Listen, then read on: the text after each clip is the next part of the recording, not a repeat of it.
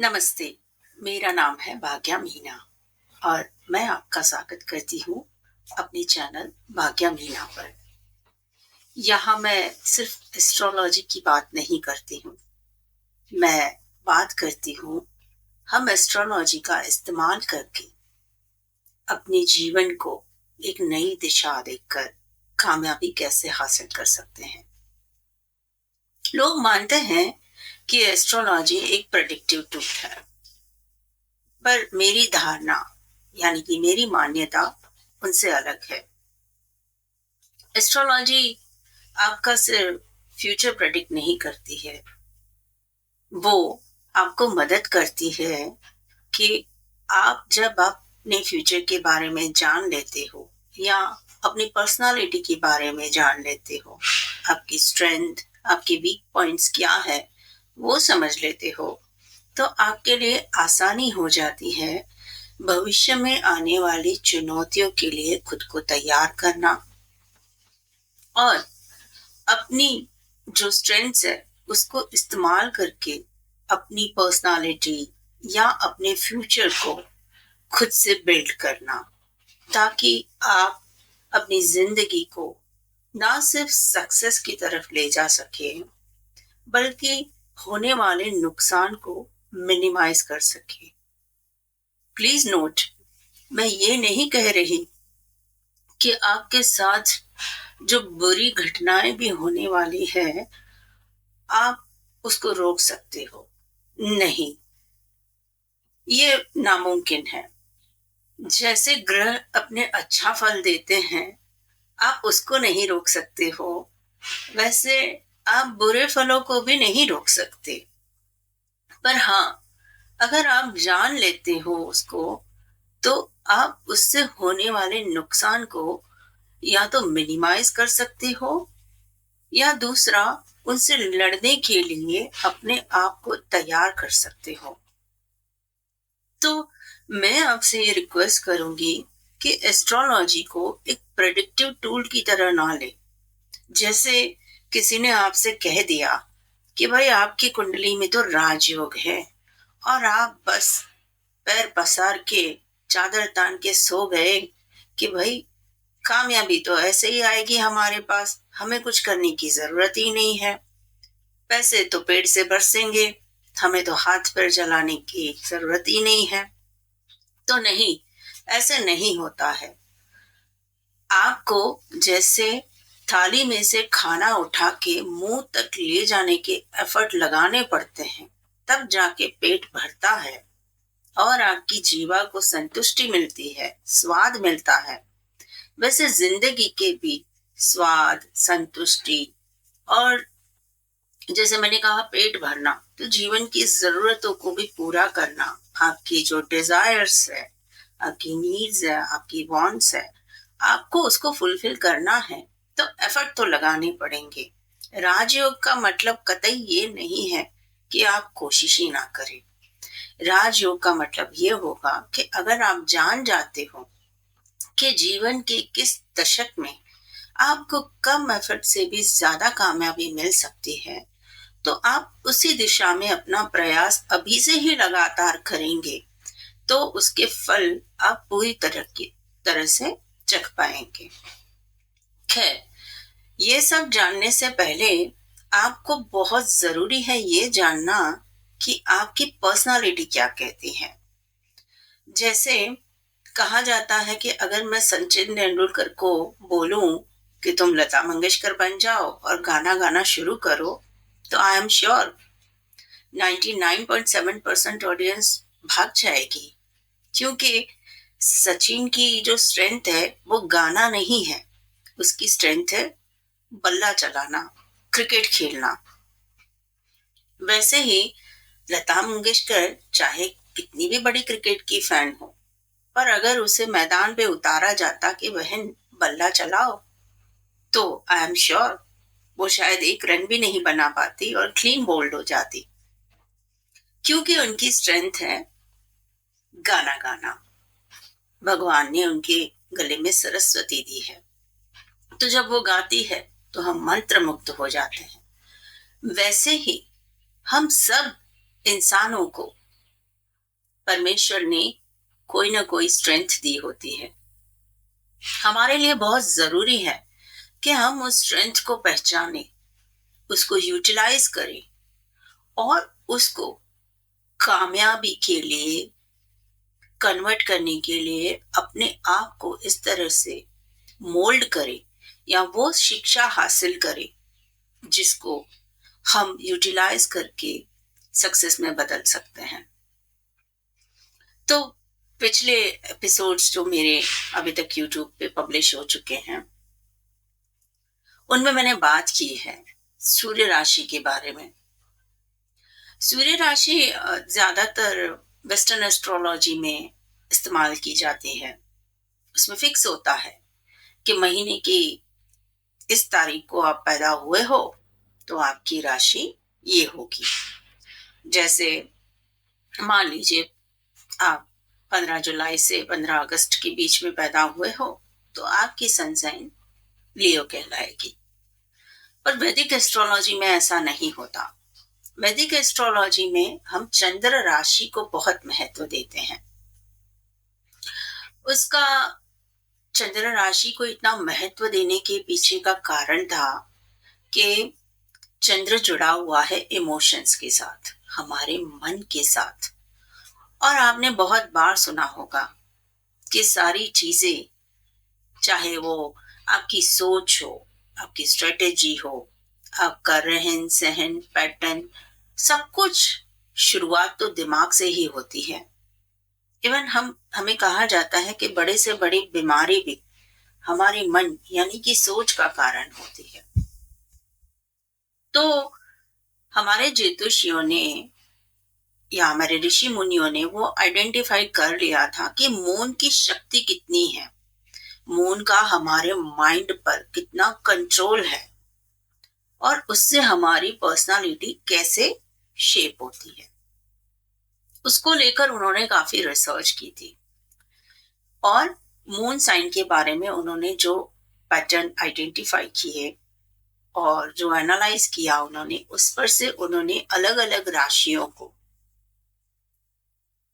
उस फॉर्मेट में डाला कि अगर आपकी चंद्र राशि सपोज एरिस है तो हो सकता है कि आप अग्रेसिव तो हो सकता है आपको गुस्सा जल्दी आता हो, परंतु ऐसे लोग बहुत जल्दी गुस्सा शांत भी कर लेते हैं और भूल भी जाते हैं। तो ये एक पैटर्न उन्होंने काफी सारे लोगों में आइडेंटिफाई किया कि ज्यादातर एरिस यानी कि मेष राशि, मैं चंद्र राशि की बात कर रही हूँ, ये बात ध्यान कीजिए, वाले जो लोग थे उनका स्वभाव कुछ इसी तरीके से था। तो अगर आपको लगता है कि आप अपनी सन साइन जैसे हैं, जो मैंने वेस्टर्न एस्ट्रोलॉजी के बारे में कहा, मतलब जो ज्यादातर आप टीवी या अखबार में सुनते हैं कि आज का राशिफल सुनो, सिंह राशि वालों के लिए आज का दिन शानदार रहेगा, और आप सुन के खुश हो जाते हो, पर आप भूलते हो कि सूर्य तो यानी कि सन साइन तो आपका शोरूम है, पर मून साइन वो आपका अपना घर है, आपके अंदर का आईना। आप क्या सोचते हो, कैसे दुनिया को देखते हो, आपकी फीलिंग्स क्या है, वो सब आपकी मून साइन से जुड़ा हुआ है। तो ये कैसे हो सकता है कि जब वो राशिफल की बात कर रहे हो तो आपकी सोच दूसरे लोगों के साथ भी मैच हो? मुश्किल है ना? तो इसीलिए हमें चंद्र राशि के बारे में जानना बहुत जरूरी है। जैसे मैंने कहा कि मून साइन आपके अंदर का घर है, वो असल में आपकी सोल की इमोशनल प्रोग्रामिंग है। उसने सबसे गहरा आपका बचपन का अधूरापन क्या है, उसका सीक्रेट छुपा हुआ होता है। वो ये भी बताता है कि आप इमोशनल पेन को कैसे प्रोसेस करते हैं, आप दूसरों से क्या छुपाते हैं, और हैरानी की बात है, कभी कभी आप खुद भी नहीं जानते कि आप खुद से क्या छुपाते हैं, पर आपका मून साइन ये बता देता है कि किस हकीकत से आप अपनी आंखें मूंद रहे हो। वो ये भी बताता है कि आपको प्यार किस तरीके का चाहिए। हाँ, हैरानी हो रही है ना। आप कहोगे कि प्यार के भी कोई तरीके होते हैं क्या, पर शायद आपने अपने आप को कभी गौर से देखा ही नहीं, जाना ही नहीं। हर किसी व्यक्ति का प्यार पाने का और प्यार देने का तरीका भी अलग अलग होता है। तो जैसे मैंने कहा, मून साइन असल में आपकी सोल की इमोशनल प्रोग्रामिंग है, जो हर इंसान की अलग अलग होती है। वो बताती है कि आप किससे इमोशनली जुड़ते हो। वो ये भी बताती है कि आपको प्यार तो होता है, पर आपका बार बार ब्रेकअप क्यों होता है, आपका ब्रेकडाउन क्यों हो जाता है इमोशनली। और सबसे बड़ा सवाल, आप खुद को हील क्यों नहीं कर पाते। क्योंकि ये चीजें जैसे ब्रेकअप होना, इमोशनली ब्रेकडाउन होना, ये शायद हमारे कंट्रोल में ना हो, पर खुद को हील करना, खुद को ठीक करना, वो तो हमारे हाथ में है। बस सब लोग वो नहीं कर पाते हैं। शायद हो सकता है कि आप ब्रेकअप के बाद 24 घंटे में उससे बाहर निकल जाओ, सोचना बंद कर दो और अपनी जिंदगी को नए रास्ते पर ले जाओ। पर किसी और के लिए वो इतना मुश्किल हो कि वो सालों तक उसको प्रोसेस करता रहेगा, उस इमोशंस को, और भूल ना पाए। तो जैसे मैंने कहा, सनसाइन दिखाता है आप बाहर से कैसे दिखते हो, बट मून साइन दिखाता है जब आप टूटते हो तब आप कैसे रोते हो, क्या फीलिंग्स होती है आपके अंदर, क्या सोचते हो आप, क्या इंफॉर्मेशन प्रोसेस करते हो आप, आपके लिए क्या ज्यादा इंपॉर्टेंट है। जैसे मान लो किसी का मून कैप्रिकॉर्न में है, यानी कि किसी की चंद्र राशि मकर है, तो बचपन में शायद उसे सिखाया गया हो बार बार, स्ट्रांग बनो, किसी चीज को लेकर ज्यादा फील मत करो। तो वो बार बार सुनने की वजह से वो लोग प्रैक्टिकल हो जाते हैं। पर हम बाहर से सुनने के बाद प्रैक्टिकल तो हो जाए, बट क्या अपनी इमोशनल भूख को हम मिटा सकते हैं? नहीं। हमारा अंतर मन तो वो तलाशता रहता है जो इमोशंस हमारे अंदर से मांग रहे। तो मकर राशि के जो चंद्र होता है, उनके साथ भी यही होता है कि बाहर से तो वो स्ट्रांग लगते हैं, आपको लगता है कि वो कुछ महसूस नहीं करते हैं, उनके इमोशंस प्रोसेसिंग का तरीका ही नहीं है, वो तो जैसे डेड हो गया है, वो प्रैक्टिकल है। पर नहीं, इमोशनली उनके अंदर भी एक भूख होती है, एक चाहत होती है कि भाई मुझे भी तो सुनो। या फिर आपने किसी कैंसर राशि वाले को देखा होगा, मून इन कैंसर वाले को। अगर ऐसी कोई व्यक्ति जिसका चंद्र राशि, जिसकी मून है कैंसर है, और वो माँ है, बच्चों की माँ है, तो आप गौर करोगे कि वो एक ओवर प्रोटेक्टिव माँ होती है और इतनी सेंसिटिव होती है कि कुछ भी बोलो दिल से लग जाता है। और ऐसा जरूरी नहीं है कि वो माँ हो, ये एक एग्जाम्पल था कि वो एक ओवर प्रोटेक्टिव माँ की तरह होते हैं। आप कुछ भी उनको ऐसा कहोगे तो वो, आप समझ नहीं पाओगे कि कौन सी बात उनके दिल को छू जाएगी और उसको लेकर वो सोचते बैठे रहेंगे, दिल से लगा लेंगे। हो सकता है मकर राशि वाले को लगे कि इसमें कौन सी बड़ी बात है, बट कैंसर राशि वाले को लगेगा ये मेरे लिए बहुत बड़ी बात है। अब आप सोच रहे होंगे कि भाई इतनी इंपॉर्टेंस है, पर मुझे तो मेरा मून साइन पता नहीं है। कैसे पता करूं मेरी मून साइन क्या है? कैसे मैं अपनी पर्सनालिटी को जानूं? मैं अपनी इमोशनल पैटर्न्स को कैसे समझूं ताकि मैं जो बाहर से जो मुझे धक्के लग रहे हैं इमोशनली उससे डील कर पाऊं? क्योंकि ओवर सेंसिटिव होना भी तो अच्छी बात नहीं है और ना ही प्रैक्टिकल होना भी कंप्लीटली अच्छी बात है। कभी कभी आपको अपनी भावनाओं को भी शेयर करना जरूरी है ना?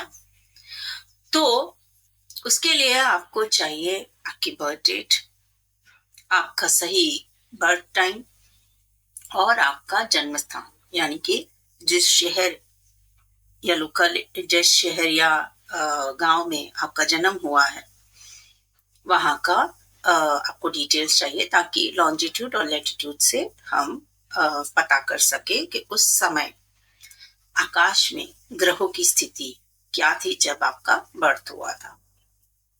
ये 3 डिटेल्स लेके, यानी कि आपकी बर्थ डेट, आपका बर्थ टाइम एक्यूरेट होना बहुत जरूरी है ताकि हम सही जानकारी प्राप्त कर सके, और आपका बर्थ प्लेस ये लेकर आप किसी भी ऐसे प्लेटफॉर्म जैसे कि एस्ट्रोसेज या कोई भी ऐसी वेबसाइट जहां पे आपको फ्री हॉरोस्कोप, वैदिक हॉरोस्कोप बना सको, वहां पे आके जाके उनके सॉफ्टवेयर में ये 3 डिटेल्स डालो और देखो, आपके सामने आपका हॉरोस्कोप आ जाएगा और चेक करो कौन से घर में आपके हॉरोस्कोप में 12 घर होंगे, तो कौन से घर में कौन से हाउस में मून लिखा हुआ है। एस्ट्रोसेज पे तो आपको टेबुलर फॉर्म में भी मिल जाएगा और सामने लिखा होगा कि मून कौन सी राशि में है। तो जो राशि मून के सामने लिखी हुई है या जिस राशि में मून बैठा हुआ है वही आपकी मून साइन है। क्योंकि आपने शायद कभी सोचा नहीं होगा कि आप दूसरों के सामने जो छवि रखते हैं अपनी, वो असली है भी या नहीं। क्योंकि कभी कभी खुद से ये पूछना भी तो जरूरी है ना कि मैं बाहर जैसा दिखता हूं, क्या अंदर भी वैसा ही हूं? खुद को पहचानने के लिए हमें किसी और से सही इंफॉर्मेशन नहीं मिलेगी, वो एफर्ट हमें खुद ही लगाने पड़ेंगे। पर एस्ट्रोलॉजी एक ऐसी मैं कहूंगी कि विद्या है जिसे हम बिना किसी से पूछे जान सकते हैं कि हम अंदर से कैसे हैं, हमारा असली रूप क्या है। क्योंकि बचपन से लेकर हमारा इंटरेक्शन इतने लोगों के साथ होता है, हमारे परिवार, हमारे स्कूल या कोलीग या आसपास के लोग, पास पड़ोस के लोग, दोस्त, तो हम एक नई पर्सनालिटी बिल्ड कर देते हैं और हमें सच में पता ही नहीं होता कि हम कौन हैं।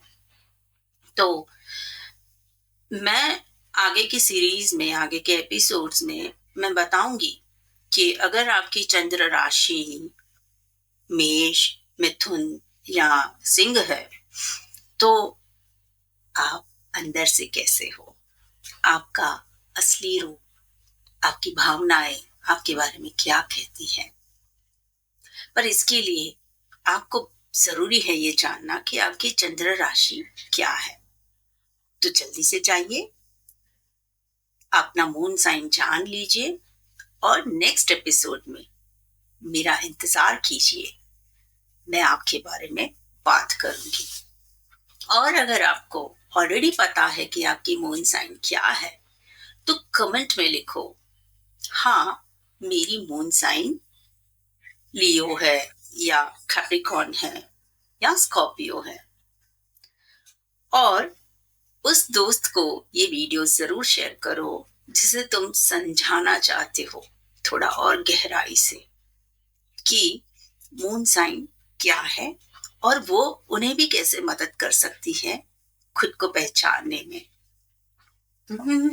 जाते जाते भूलो मत, आपको सब्सक्राइब करना है मेरे चैनल को, क्योंकि यहाँ मैं सिर्फ आपको राशिफल नहीं बताऊंगी, मैं आपकी रूह की कहानी सुनाऊँगी और उसके लिए आप मेरा कोई भी एपिसोड मिस नहीं करना चाहोगे, है ना? तब तक के लिए अपना ख़्याल रखना। Bye bye.